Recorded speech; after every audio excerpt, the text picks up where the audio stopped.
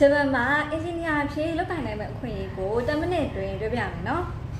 ။ System Development အတွေ့အကြုံ3နှစ်နဲ့ထက်ရှိတဲ့ System Engineer တွေကိုလုပ်ခွင့်နေပါပြီ။လစာကတော့ရန်ကုန်ရုံးမှာအလုပ်လုပ်နေတဲ့အချိန်တွင်းမှာတော့30ကနေ45သိန်းဖြစ်ပြီးတော့ TC မှာတက်ဆင်ဂျပန်မှာအလုပ်လုပ်နေတဲ့လူတွေထဲမှာတော့ရန်35တောင်းအပြင်အခြားပိုကြီးတွေရနေတဲ့လူတွေလည်းရှိပါတယ်ရှင့်။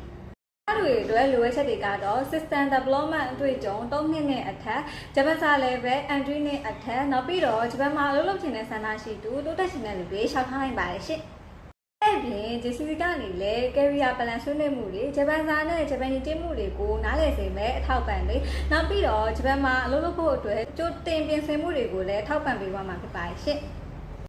အလုပ်ရှောက်ထားလို့ပါကအောက်ဖို့ပြပါ email ကိုဂျပန်လိုရေးထားတဲ့ကိုရီးယားဆိုဝင်လေးပို့ပေးပါရှင်။တိုက်တယ်ကိုတော့ engineer Rainichiki ကိုလိုရေးပြီးတော့နောက်ပြီးတော့ဂျပန်လိုရေးထားတဲ့ကိုရေးအတွေ့အကြုံနဲ့မိမိရဲ့အလုပ်ရာဆိုဝင်လေးကိုပို့ပေးပါရှင်။ရှောက်ထားပြီး3ရက်အတွင်းမှာစာရွက်စာတမ်းစစ်ဆေးခြင်းရဲ့ရလဒ်ကို email နဲ့အကြောင်းပြန်ပေးပါမယ်ရှင်။အခြားမေးချင်တာရှိရင်လည်း comment မှာမေးခဲ့လို့ရပါတယ်။ဂျပန်မှာအလုပ်လုပ်ချင်တဲ့ engineer ဖြစ်တိုးတက်ချင်တဲ့ဆိုတဲ့လူတွေကို JCC မှာပြေဝထောက်ပံ့ပေးနေပါပြီရှင်။